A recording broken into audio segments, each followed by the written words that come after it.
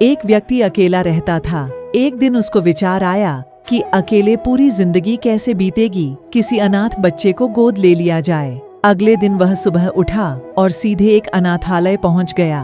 उसने एक 8 साल के बच्चे को चुना और उसको घर ले आया। उसने उसका नाम मनसापूर्ण रखा। वह रोज ऑफिस जाने से पहले मनसापूर्ण के लिए खाना बनाकर रख जाता। मनसापूर्ण बिल्कुल शांत, कम बोलने वाला था और एकांत में बैठा रहता था।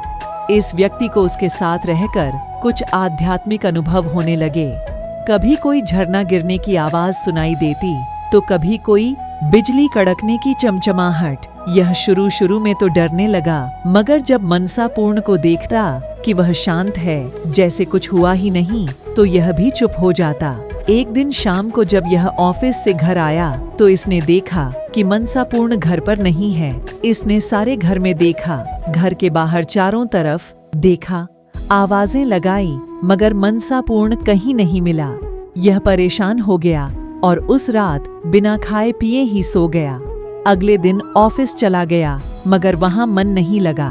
किसी तरह शाम को घर पहुंचा, यह आश लिए कि शायद मनसापूर्ण आ गया होगा, मगर निराशा ही हाथ लगी।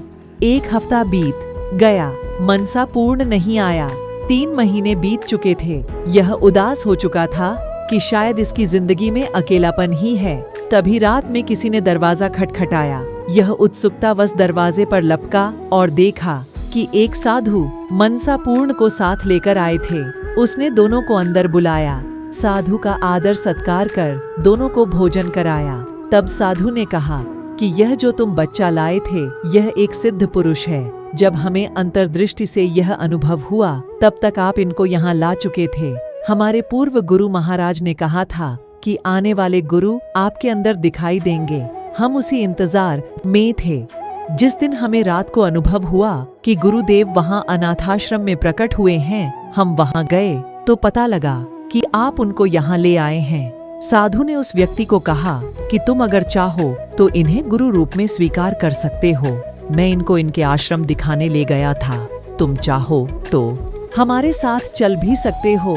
तब उस व्यक्ति को उस बच्चे के साथ बीते कुछ दिन याद आए और वह आवाजें और प्रकाश के झोंके याद आने लगे। उसको अपनी प्रसन्नता और बिना किसी कारण के आनंद का अनुभव याद आया था और इस बच्चे के जाने के बाद के दिनों की निराशा और दुख भी याद आने लगा। और जैसे ही उसने मनसापूर्ण की तरफ देखा, उसे अपार ऊर्जा का अनुभव होने लगा जो उसके मस्तक पर चमक रही थी। उसने तुरंत मनसापूर्ण को गुरु रूप में स्वीकार कर लिया और उनके चरण छुए, दीक्षा ली और फिर वह तीनों आश्रम के लिए चल पड़े। जिंदगी में कब बदलाव आ जाए कोई नहीं जानता।